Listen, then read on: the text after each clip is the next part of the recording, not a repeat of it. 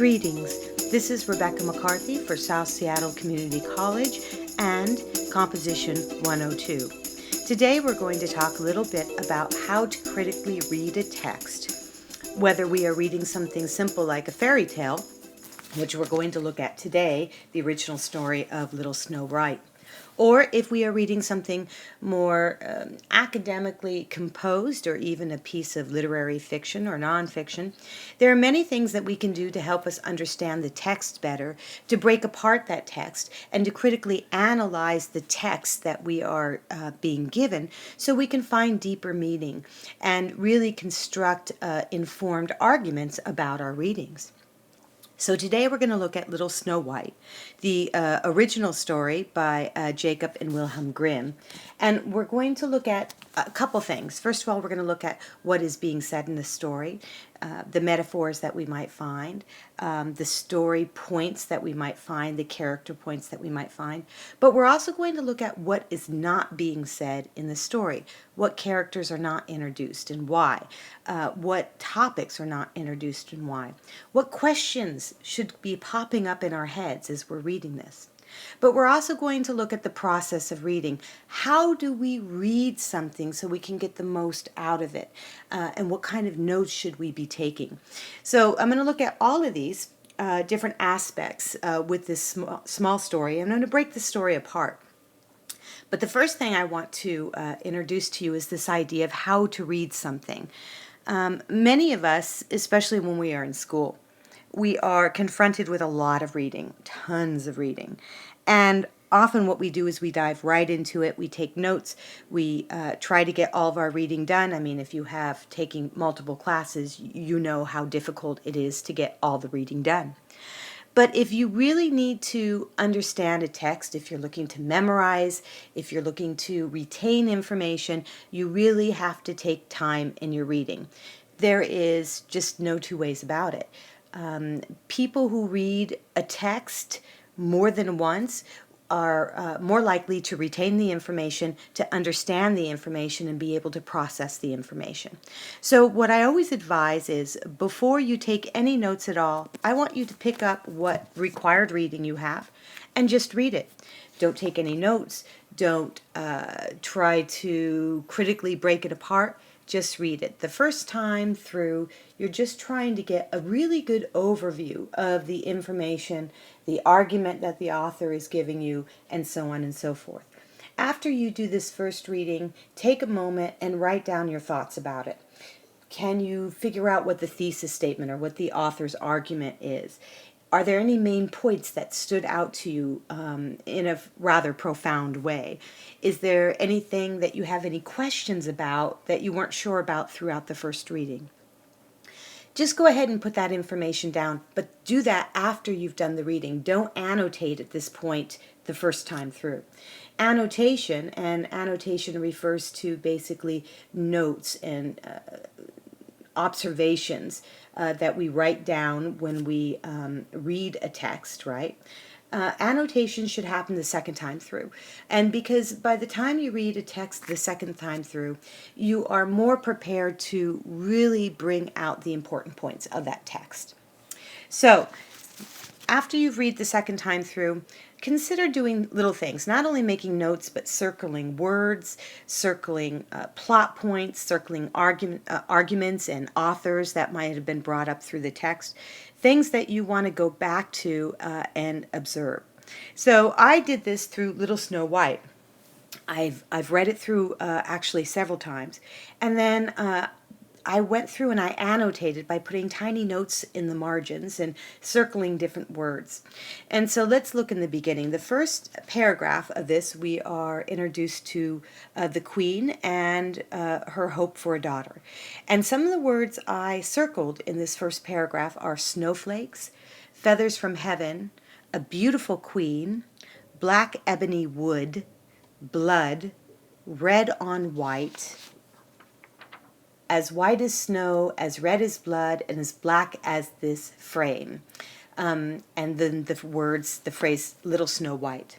Now, I circled these words because I happen to know that these are themes that run through the entire story, right? The colors, black, red, and white. The idea of being beautiful is a idea that is all the way through this text. The idea of feathers from heaven, interesting. Feathers from heaven can be a metaphor for the child that's about ready to happen. Little Snow White. Why is she little? Why do we call her Little Snow White? How old does she get? These are all questions that are in my head. The other question in my head as I'm reading through this is, where is the king? Where is the father? Where is Snow White's father? And I ask myself, will we ever meet Snow White's father in this particular version? Now, on to the second paragraph, we see the queen and she's interacting with her mirror. And we're finding here a phrase that we're going to see throughout the text over and over again. Mirror, mirror on the wall, who in this land is fairest of all? And the mirror always said, you, my queen, are fairest of all. Now we know that this will change because she doesn't stay fair. But the beginning part, mirror, mirror on the wall, who in this land is fairest of all? So we have a question, or at least I have a question of, what is fair compared to what is beauty? We do know that the queen is the most beautiful woman in the land. She's very proud of her beauty. The text tells us this. And the mirror seems to equate beauty with fairness. So one thing as a reader I want to ask myself is, how does this text define beauty? How does this text define the concept of being fair? Are they interchangeable themes, or are they possibly slightly different? Does the queen's understanding of beauty not necessarily match with the mirror's understanding of what constitutes somebody as being fair? And for me, this comes to this idea of inner beauty versus outer beauty, which is a theme we'll find playing through the text as well. So let's move on. So we know that the queen has a child, little Snow White, and we jump to when that child is 7 years old. Now the number 7 has a great deal of significance in mythology, and because I know I'm dealing with a text that is a fairy tale, I also realize that I probably should look up the word 7 to see the meaning and the importance behind it, because 7 shows up not only here with Snow White and her age, it also shows up with the 7 dwarfs, right? So the concept of 7 is important. So this is an annotation I'm going to make on the side of my paper to remind me to look up this idea of 7. So at 7 years old, the queen confronts her mirror again, and she asks the mirror, mirror, mirror on the wall, who in this land is fairest of all?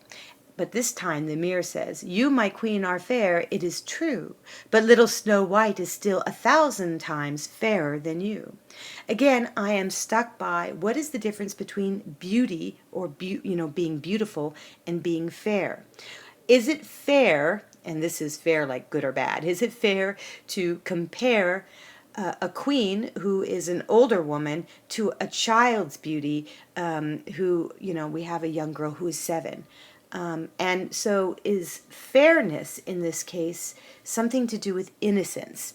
This is a question I'm asking myself, because we have two very different women here. We have a queen who is worldly and a child of 7 years old who is probably innocent. So does beauty, does fairness have anything to do with innocence?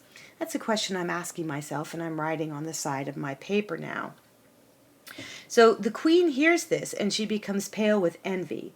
And from that hour on, she hates Snow White. Now this is interesting. Being of the generation I am, in the modern world I am living in, my story of Snow White, the one I am most familiar with, tells me that it's not the queen, the actual mother of Snow White, but the stepmother of Snow White who wants to kill Snow White. So this is an interesting thing I need to take note of. Why does this original story have the mother as the person and the queen who wants to kill Snow White, but in all stories afterward it becomes the stepmother? This becomes a huge question that we're going to have to deal with in the class, so I want you to keep that in mind. So we know that the mother in this case, the queen, has no peace. She wants to kill Snow White because she's now more beautiful than her, and so she gets the huntsman to do it. And she tells the huntsman that as proof of Snow White's death, she wants him to bring back her lungs and her liver, and the queen is going to cook them with salt and eat them. Now this is fascinating too. We need to understand to some degree why lungs and liver are chosen over heart. if we think about the stories that we are used to, the huntsman is told to bring back the heart. But in this original story, the huntsman is told to bring back the lungs and the liver. So do lungs and liver actually stand for anything? Are these metaphors?